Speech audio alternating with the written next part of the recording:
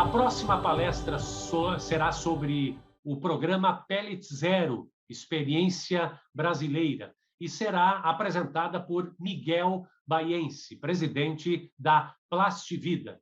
Seja bem-vindo, Miguel Baiense. Boa palestra. Obrigado. Boa tarde a todos. É um prazer participar desse evento tão importante para o setor e que a gente consiga mostrar um pouco do trabalho dessa indústria no que se refere a uma experiência, digamos, que está dentro da nossa governança, né? Da nossa governança enquanto indústria, enquanto setor produtivo, né? Eu vou falar um pouco sobre o Pellet Zero. Eu estou tentando aqui. Bom, o primeiro passo é o que é o Pellet Zero, né? O que é o programa? O programa é um projeto de envergadura global, a gente vai entender um pouquinho em detalhes agora, que apoia indústrias e empresas da nossa cadeia produtiva a implementarem suas operações com boas práticas de manutenção, de contenção de pellets. A gente vai falar um pouco sobre o que é o pellet, né? O flake, tipo e resinas em pó também, no sentido de atingir a perda zero desses produtos para o meio ambiente. Ele se consolida, sem dúvida, como uma das principais ações do setor para a proteção ambiental. E quando eu falo do setor, eu quero dizer com isso que, como eu falei logo no início, esse é um processo que a gente aprendeu ao longo do tempo, de que está dentro da nossa governança enquanto indústria. Então, é uma contribuição nossa para o processo de deixar de, vamos dizer assim, entrar plásticos nos oceanos, seja por meio dos rios, etc., né? Então, a gente tem a plena consciência de que essa, sem dúvida, é uma das partes em que o setor deve se envolver em todo esse contexto que está sendo discutido hoje, mas, sem dúvida, é aquele que não depende de ninguém para ser estabelecido e iniciado, depende apenas da própria indústria. O que é o pellet? O pellet, então, é uma resina plástica. A Fabiana Quiroga, na sua apresentação mais cedo, colocou. Ela falou rapidamente sobre o que era o pellet. Ele, na verdade, imagina umas esferas de plástico, e são essas esferas que são utilizadas como matéria-prima para a produção dos artefatos de plástico. Então, quando você vai fabricar um canudo, que a gente tem ouvido falar muito, copo, todos eles nascem desse pellet, desse grão de plástico, em que entra nas máquinas que transformam, então, esses grãos, ou grânulos, em novos produtos, né? E o objetivo é que a gente trabalhe na contenção desses grânulos exatamente antes de ele se transformar em um artefato plástico, né? Então, esse é o grande objetivo. Por isso que eu digo que ele está dentro da governança. Ele não tem nenhuma relação direta com o consumidor, não tem nenhuma relação direta com o poder público, enfim, que são dois grandes atores importantes nesse processo aí de contenção de plástico nos mares, de evitar que o plástico chegue aos mares, e tem a ver com um terceiro ator importante nesse processo, que é a própria indústria, né? Por isso que a gente disse que ele está dentro da nossa governança, né? Então, aqui tem um aspecto do pellet, para vocês verem, né? Então, são bolinhas, no caso são brancas, eles podem, a gente falou de garrafas azuis, garrafas vermelhas, né? Então, eles tomam a cor adequada de acordo com a necessidade da transformação do produto, né? Se eu quero uma garrafa vermelha, naturalmente o pellet vai ser vermelho, se quero azul, também azul, e assim por diante. A gente foca mais no pellet porque ele é mais real, vamos dizer assim, dentro do setor, é o produto mais utilizado, mas só para fazer um parênteses, antes dessa bolinha aparecer, você tem a resina propriamente, né? Essa resina é um pó, uma espécie de pó, e a depender do tipo de plástico que estivermos falando, ele faz mais sentido que ele seja vendido e comercializado na forma de pellet. A depender do tipo de plástico, faz mais sentido que ele seja comercializado na forma de resina ou de pó, né? E essa resina, esse pó, também está abrangido dentro desse processo, tá? Bom, como a gente já viu aqui rapidamente o que é o pellet, como é que funciona o programa Pellet Zero, eu quero contar um pouco da história aí desse trabalho desenvolvido inicialmente pela Plastivida e que ganhou diversos atores que também desenvolviam seus trabalhos em paralelo. até que a gente conseguiu confluir todas as iniciativas dentro de um movimento único no setor brasileiro, em que a gente trabalha, nesse caso específico, com o Pellet Zero. Então, em 2011, aconteceu uma conferência internacional sobre lixo marinho, né, em Honolulu. Estabeleceu-se compromissos para o esforço global para a redução dos impactos do lixo, né? Foi um trabalho aí que envolveu diversos governos. Esse movimento não nasce necessariamente em Honolulu, ele nasce lá atrás, nos anos 70. O professor Alexander Turra deve estar falando exatamente nesse momento sobre essa história também do ponto de vista global, mas a estratégia de Honolulu foi um marco muito interessante e recente, né, em que os governos e as indústrias focaram na temática, em definitivo, poderia dizer assim, né? Decorrente dessa estratégia, e a convite da Plastics Europe, que é uma espécie de Plastivida da Europa, né, que é uma entidade de classe que discute as questões socioambientais dos plásticos, e da ICC, que é a Associação Americana da Indústria Química. A Plastivida, então, se torna uma das signatárias da Declaração Global das Associações de Plásticos do Mundo para a Solução do Lixo Marinho. Então, nasce um movimento, digamos assim, que tem muitos governos envolvidos. A indústria se sente parte e com o dever de ser integrante desse movimento, desse processo. A Plastivida, então, é convocada a ser uma signatária dessa declaração, e a partir daí a gente precisa, então, internalizar a temática aqui no Brasil, dentro, primeiro, da própria entidade, no segundo momento, dentro dos seus associados, seu conselho e seus associados, e a partir daí trabalhar em parcerias com as outras entidades de classe do setor para que a gente internalizasse a temática aqui no Brasil. Atualmente existem mais de 150 iniciativas da indústria global do plástico para esse tipo de ação, de solução, e o Brasil também faz parte desse processo com diversos programas que a gente vai ver na sequência. Como movimento majoritário, então a gente se sente naturalmente desafiados a tratar esse tema no Brasil, e identificamos um grande parceiro, que é o Instituto Oceanográfico da Universidade de São Paulo. Terminei de falar do nome dele, do Turma, vocês sabem que ele está palestrando em outra sala nesse exato momento, como eu disse. E ele o IOUSP, né, o Instituto Oceanográfico da USP, é a maior referência do tema no Brasil, né? Esse convênio foi assinado em 2012, por consequência desse processo de Honolulu e da Declaração Global, e renovado agora em 2017, mais recentemente, por mais 5 anos, e a tendência é que a gente tenha esse parceiro dentro desse processo. O objetivo desse convênio, né, a gente, na verdade, estabeleceu 5 pilares, porque não adianta a gente chegar, a gente falou muito sobre isso, o Alfredo falava sobre a informação, como ela chega à imprensa e como ela é tratada, como ela é absorvida pela sociedade e os seus diversos atores. Então, a gente partiu dos 5 pilares principais que vocês estão vendo agora. Primeiro, a gente precisava conhecer e avaliar as características da poluição marinha no Brasil, né? Esse foi um grande ponto de saída, de largada, porque fizemos diversas pesquisas bibliográficas, não só no Brasil, mas no mundo, para que a gente tivesse comparativos de cenários, etc. A gente precisava dimensionar a relevância do Brasil para este cenário global. Então, num balizamento do levantamento bibliográfico, a gente entender como o Brasil se posiciona perante todo esse cenário. Precisávamos identificar e quantificar a origem dos resíduos nos mares, nas praias brasileiras.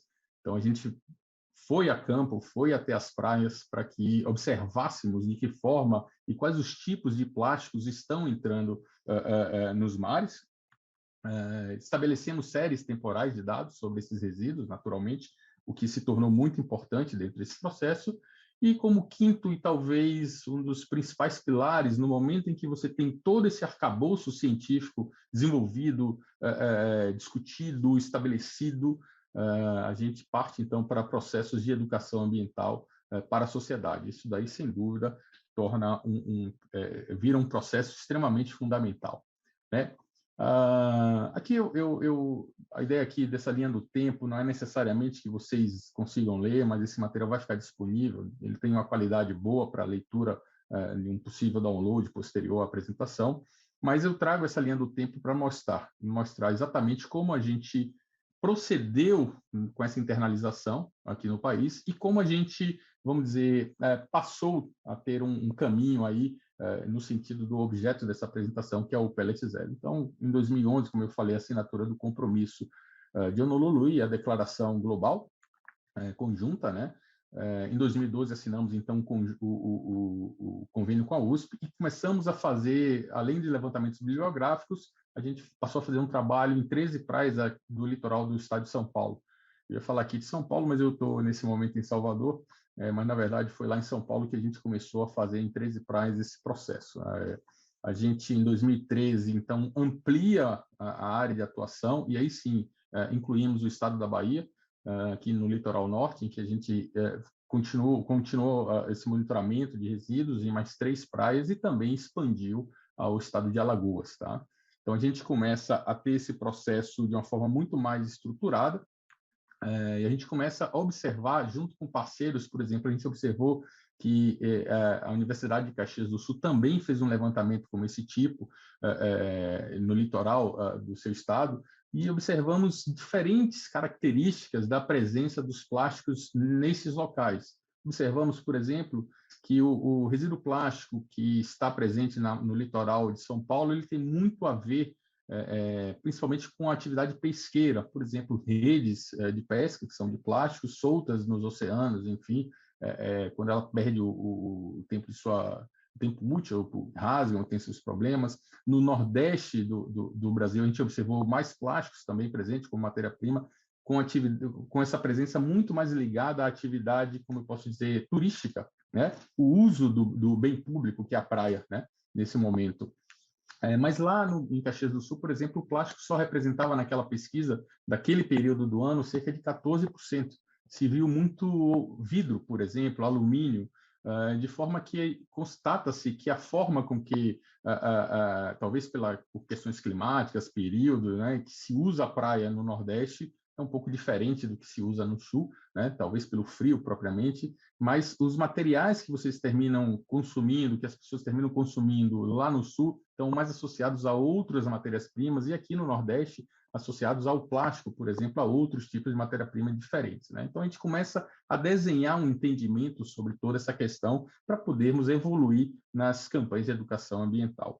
Em 2014, enfim, a gente coloca o primeiro pé no Pellet Zero, em que a gente traz esse programa, a gente observa esse programa que vem dos Estados Unidos propriamente, né, criado nos Estados Unidos, e adapta à realidade brasileira. Né? Nesse momento, a gente começa a estabelecer parcerias. Sabemos que, por exemplo, a Biplast também tem desenvolvido trabalhos de adaptação, de conhecimento sobre essa temática aqui no nosso país, e a gente começa também, digamos assim, a namorar sobre essa temática. Né? A Plastiville, então, decide em 2015 criar o seu comitê de lixo nos mares, em que a gente envolve de uma forma mais estruturada todos os seus associados nesse contexto, né? E aí, em 2016, de verdade, a gente transforma esse Comitê do Lixo nos Mares no Fórum Setorial dos Plásticos por um Mar Limpo. E aí sim, todos esses trabalhos feitos por outras entidades, eu citei aqui a Biplast, mas diversas outras empresas também, terminam convergindo para o mesmo movimento único, em que a gente continua fazendo estudos científicos, continua analisando a presença dos plásticos nos mares, mas decide também colocar o pé definitivamente no Pellet Zero. E aí a gente começa também campanhas de educação ambiental, o Fórum cria, então, o Entenda o Lixo. O Entenda o Lixo é uma campanha de educação ambiental em que a gente, na verdade, é uma tenda, né? A gente monta uma tenda, foi lançado nos Jogos Olímpicos do Rio de Janeiro, a gente monta uma tenda e vai discutir com a sociedade a presença dos plásticos. Então, a gente começa a evoluir e bota um pé de maneira muito mais forte entre 2018 e 2019, de 16 a 19, na questão da educação ambiental, até que em 2020, eu terminei não passando o slide, porque ele é muito parecido agora que eu percebi, peço desculpas, mas em 2020, então, a gente lança o programa Pellet Zero, né? Então, a gente faz esse trabalho de forma virtual por uma questão da pandemia, mas a gente consegue envolver diversas empresas, associações de classe dentro desse processo.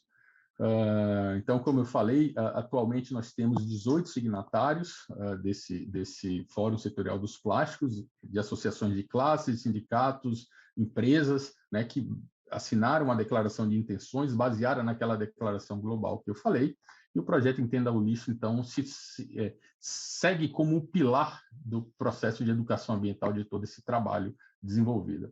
Aqui eu tenho o prazer de lançar oficialmente a nova identidade nesse congresso tão importante, a nova identidade visual do Fórum Setorial dos Plásticos. À esquerda da tela vocês têm o selo antigo e agora o novo logotipo que eu faço. A gente já utiliza esse material, mas talvez seja a primeira vez, com certeza, de que eu estou, ou algum ator integrante do fórum, de fato, está mostrando esse logotipo. Então, fica aqui como um marco, tá? Bom, e por que aplicar o pellet zero no Brasil? Em torno de 90%, contar um pouco aqui da presença, o que tipo de plástico a gente vê nos mares, né? Mas a gente observa que em torno de 90% da massa, de volume, na verdade, de plásticos encontrados nos mares são o que chamamos de macroplásticos, tá?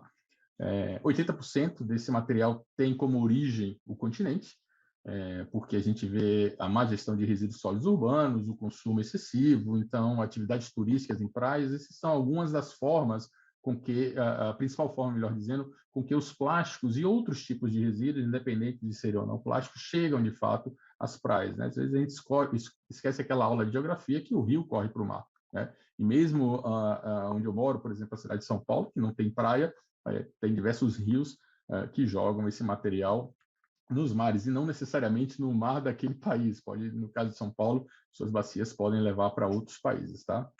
20% desses materiais têm origem em atividades realizadas no mar propriamente, né? Então, associados à pesca, ao transporte, seja embarcações turísticas ou mesmo embarcações mecânicas, e apenas 10% da massa dos plásticos encontrados nos mares são o que chamamos de microplásticos, tá? E que relação, Miguel, poderia ser uma pergunta, existe entre esses 90% e esses 10%? Então, alguns aspectos precisam ser considerados. Primeiro, a localização. Sem dúvidas, áreas portuárias, ilhas, locais com ou sem saneamento básico são alguns indicativos para que a gente perceba essa variação, né?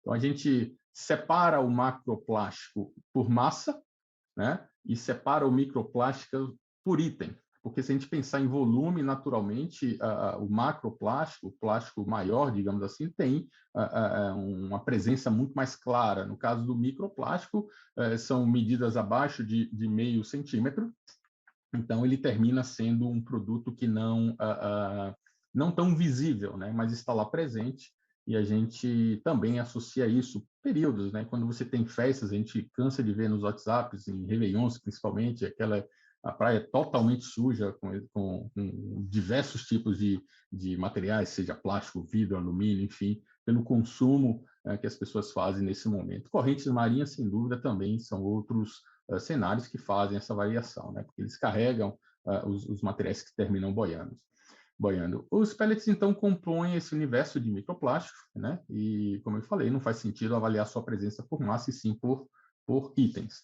E esses estudos terminam mostrando uma presença de pellets em diferentes localizações que variam de quantidades praticamente desprezíveis, né, até índices de até 16%. Né? Nesses casos aqui, as pesquisas estão muito mais associadas quando elas são realizadas, por exemplo, em áreas portuárias, né? Porque é um dos locais onde a logística das empresas no transporte entre a indústria que fabrica o pellet e a indústria que compra o pellet tem uma ocorrência ali de eventuais acidentes, né? Um lugar de fato de risco de acidente, e nesses locais cai direto nos mares, né? Diferente de um acidente rodoviário, por exemplo, que ele chegaria aos rios até chegar aos mares, então tem um cenário um pouco diferente.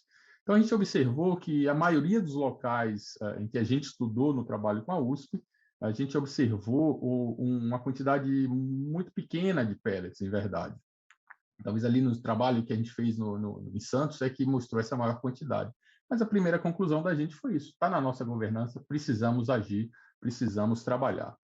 Então, como eu falei aqui, a questão das presenças, outros locais, fábricas, armazéns, em transportes terrestres, né?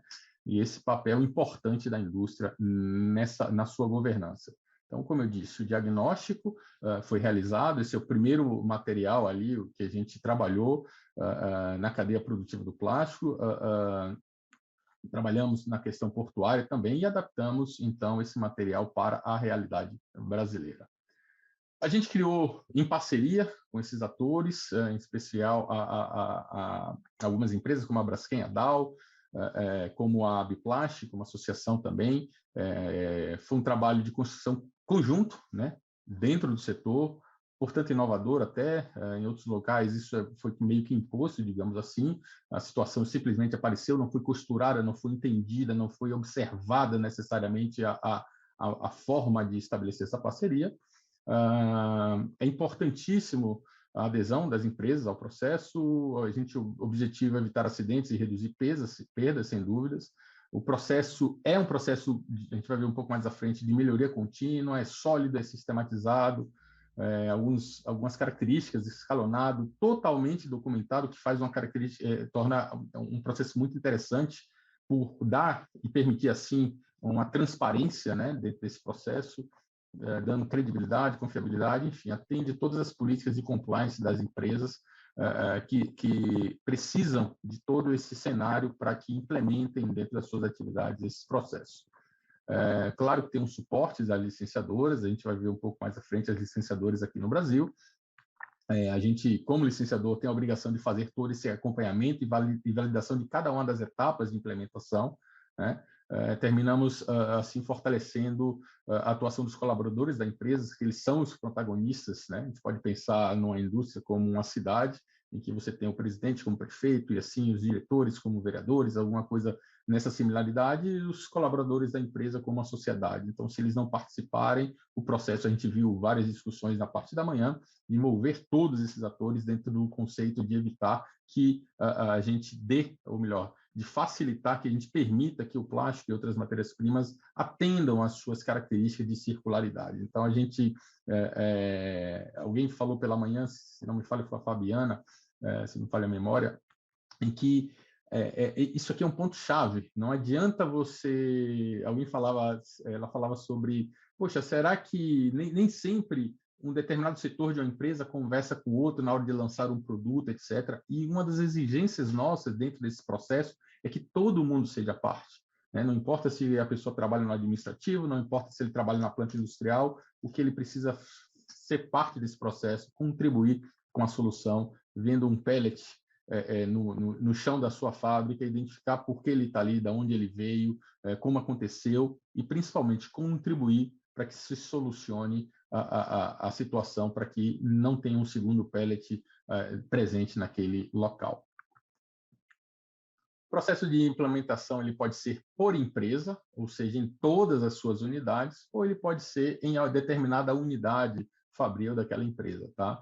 É fundamental que a gente tenha um ponto focal geral, né? Se a gente está falando de empresa, então é a pessoa que vai fazer o contato entre a licenciadora e os colaboradores da empresa, como disseminador, como gerente de todo esse processo, né? E se for necessário e útil para a empresa, esse ponto focal pode ser por unidade, né? Então a gente tem essa flexibilidade de trabalhar para que não sobrecarregue uma pessoa, mas se a empresa entender que essa é a melhor maneira, a gente está adaptado para fazer.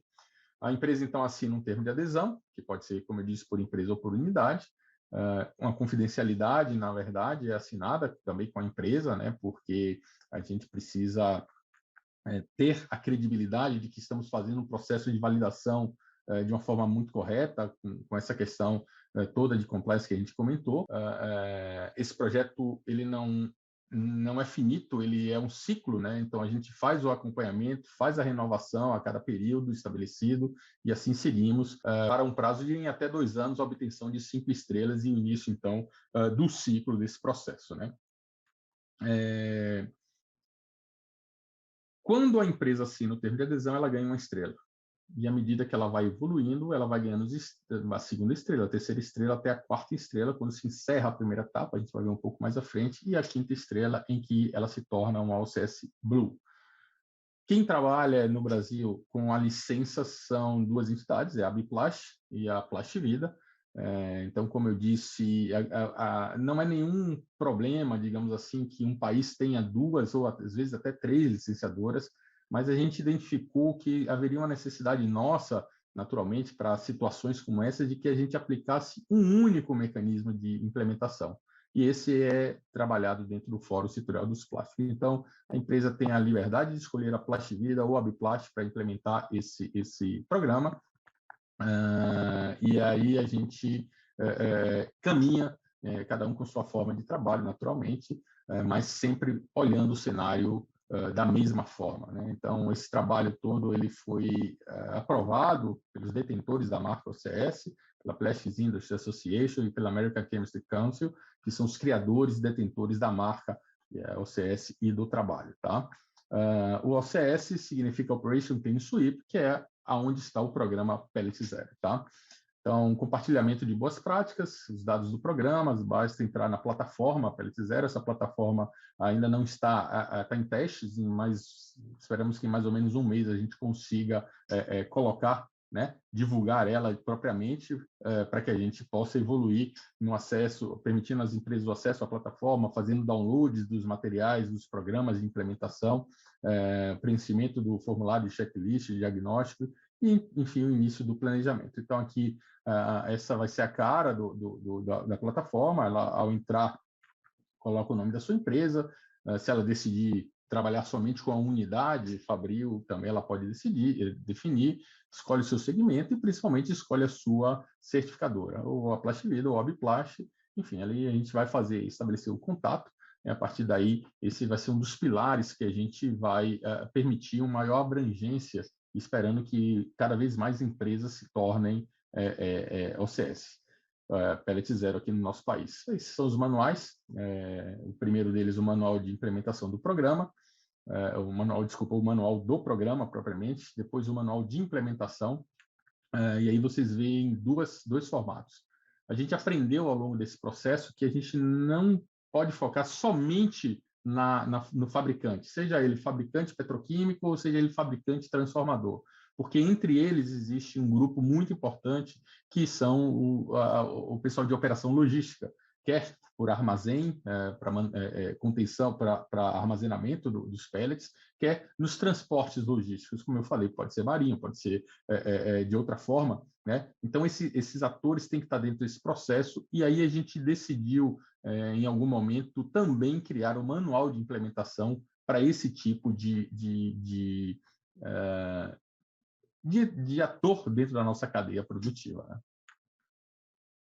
Eu vou mostrar aqui rapidamente como implementar esse processo. Na próxima tela fica um pouco maior para vocês observarem. E aqui a gente pode ver o seguinte. Primeiro passo é a empresa interessada em implementar o Pellet Zero.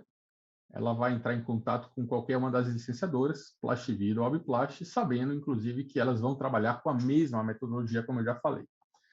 A gente criou um certificado baseado em passos, e a gente deu a cada passo uma estrela, né? Então, o primeiro momento é quando se assume o compromisso, se ganha uma estrela. Então, isso é um compromisso assumido com a direção da empresa, e ela poderá escolher os seus caminhos. Ela pode realizar o processo de implementação de forma independente, por ela mesma, não tem nenhum problema, ou ela pode realizar o processo de implementação com apoio de uma consultoria ou o apoio eventual da própria licenciadora. Falo pela Plastivida, a gente tem uma parceria com o Instituto Oceanográfico da USP, em que a gente trabalha em conjunto, né? A Biplast tem a sua forma, seu modus operandi, enfim, independente dessa forma, a gente atua com o mesmo material, com a mesma documentação. Esse compromisso assumido, a gente passa para o segundo passo, em que a empresa recebe logo na sequência a segunda estrela. Ela realiza, então, um diagnóstico sobre as suas características, submete esse material à aprovação da licenciadora e passamos à terceira estrela, o terceiro passo, e a certificação recebida, ela também, portanto, ganha um movimento, né? Um sentido de cíclico, vamos dizer assim, de caminhar para frente, de evoluir a implementação. Então, elabora-se então, um plano de trabalho, também com aprovação posterior da licenciadora, e aí a gente tem, de fato, o relatório, a elaboração do relatório de implementação. Na medida em que a licenciadora aprova essa implementação, a empresa ganha a quarta estrela e ela tem o certificado Pellet Zero, vamos dizer assim, concluído dentro do seu cenário, né? Esse processo, como vocês podem ver, é renovado a cada 2 anos. Então, 2 anos é o período que a gente entende que é suficiente para que a gente evolua essa implementação de uma forma satisfatória. Ninguém aqui tem poder de polícia para falar, não, tem que fazer em 2 anos, tem diversas características, tem unidades que são mais novas, unidades que são mais velhas, alguma pode precisar de alguma eventual construção física, compra de equipamento, e a gente sabe que nem toda empresa tem um fôlego naquele determinado momento para fazê-lo. Então, a gente é bem compreensivo nesse sentido, para que a gente estabeleça um período aí significativo de 2 anos para a gente estabelecer. Feito isso, a gente pode ou não caminhar para a 5ª estrela. E a 5ª estrela é a certificação Blue. A diferença básica é que entre essa primeira fase e a segunda, é que na segunda fase a empresa tem que fazer uma auditoria externa, ela pode escolher, ou uma auditoria externa sobre todos os resultados estabelecidos dentro desse processo. E aí cada passo de implementação desse trabalho é informado ao fórum, e o fórum divulga para a sociedade os resultados obtidos, né? Então, a gente está em processo aí de implementação junto com a Braskem, a primeira certificada Blue da América Latina, né? Mais recentemente, a própria Braskem teve a certificação agora em março no México, e aí a gente tem todo esse cenário em que a gente passa a divulgar as ações realizadas pela licenciada Blue, né? Então, é apenas um passo complementar, é uma decisão da empresa caminhar para o Blue ou não, e ela pode caminhar do jeito que ela entender, ou fazendo auditoria interna, ou contratando um auditor externo sobre o processo, e aí qualquer uma das vias vai ser aprovada, então, pela licenciadora para que ela passe o certificado Blue. Esse processo no Brasil ele teve início com compromisso voluntário para promover e ampliar o alcance da economia circular nas embalagens no Brasil. Foi um compromisso lançado pela ABIQUIM, a Associação Brasileira da Indústria Química, e um dos 3 pilares, eu vou me ater a esse terceiro pilar, é que todas as empresas petroquímicas que assinaram o compromisso deveriam ter implementado no programa Pellet Zero nas suas operações até 2020, e a gente atingiu de fato esse movimento. Apenas uma empresa que a gente ainda está negociando para que ela se torne, esperamos que o quanto antes ela se torne também licenciada no Brasil. Esse aqui, rapidamente, é o compromisso, né, que foi lançado em 7 de dezembro de 2018. Sem dúvida, para mim, a minha opinião é que foi o grande catapultador da implementação de todo esse processo dentro da nossa cadeia produtiva aqui no nosso país. Tá? A abrangência do Pellet Zero, a petroquímica, a transformação, necessidade de envolver prestadores de serviço, como eu falei, transportadores e distribuidores. Não adianta a gente pensar na redução de perda apenas na indústria, mas a gente tem que pensar em toda a cadeia produtiva para que a gente garanta que, de fato, zero pellet se perca, né? Um status do programa aqui no nosso país, temos um total de 25 empresas que já estão dentro do processo, desde o seu lançamento em junho do ano passado para cá, sendo 13 empresas no estágio de 1 estrela, ou seja, assinatura do compromisso, 8 empresas com 2 estrelas, ou seja, já entregaram o diagnóstico às suas licenciadoras. Uma delas já está num plano de trabalho, com 3 estrelas, 2 empresas já receberam 4 estrelas, que é o relatório de implementação, e aí cabe a elas a decisão de se tornar uma certificada Blue, e uma empresa, como eu falei, que é a Braskem, já chegou à 5ª estrela. Né? A Plastivida tem um orgulho de estar trabalhando de forma bem forte, né, com esse processo. Já atingimos 23 empresas licenciadas. Aqui apenas os logos da maior parte delas, de todas elas de verdade, para a gente mostrar, né, que são empresas de fato que estão bem comprometidas, de toda a cadeia produtiva, de transformadores, logísticas, e o pessoal da petroquímica também trabalhando nesse processo. Aqui, para vocês conhecerem, à esquerda você tem o certificado, né? Aqui no meio do certificado vai o nome da empresa, o logo, né? E ali embaixo dá para observar, tem uma estrelinha pintada. À medida que for evoluindo, ela vai receber a segunda certificação com a 2ª estrela pintada, a 3ª, a 4ª, né? Até chegar no Operation Clean Suite Blue, que ela recebe o certificado final, digamos assim, com 5 estrelas pintadas, e a partir daí o processo vai continuar sendo cíclico no sentido da gente continuar evoluindo e garantindo que ela vai continuar trabalhando para evitar a perda zero para o ambiente. Bom, queria agradecer à organização do 4º Congresso, ao Alfredo Schmidt, pelo convite, participar. Para mim é uma honra sempre estar presente. Eu já fui palestrante em outras oportunidades desse congresso. Então, quero deixar um recado ao setor, que sua participação é importante. Como eu falei, esse é o único tipo de resíduo que chega aos mares que só depende da gente fazer parar de chegar, né? Está dentro da nossa governança, está dentro da nossa força de vontade de atuar, necessidade, responsabilidade, compromisso. E eu falo em nome da Plastivida, que estamos à disposição para isso, mas seguramente posso falar em nome da Abiplastic também. Tem claro interesse de que isso se desenvolva e aconteça. Então, procurem a Plastivida, procurem a Abiplastic, será um prazer trabalharmos em conjunto para evoluirmos e sermos uma referência no Brasil nesse importante programa para o setor. Muito obrigado. Nós agradecemos a Miguel Baiense, presidente da Plastivida, por sua excelente apresentação. Nós temos agora alguns minutos para a resposta de perguntas feitas pelos nossos congressistas. E a primeira delas que chega é: a poluição marinha pode ser de várias formas, micropartículas para plásticas têxteis, por exemplo. Não são percebidas a olho nu, não dá para andar sem roupas. Quais alternativas ou soluções para este problema?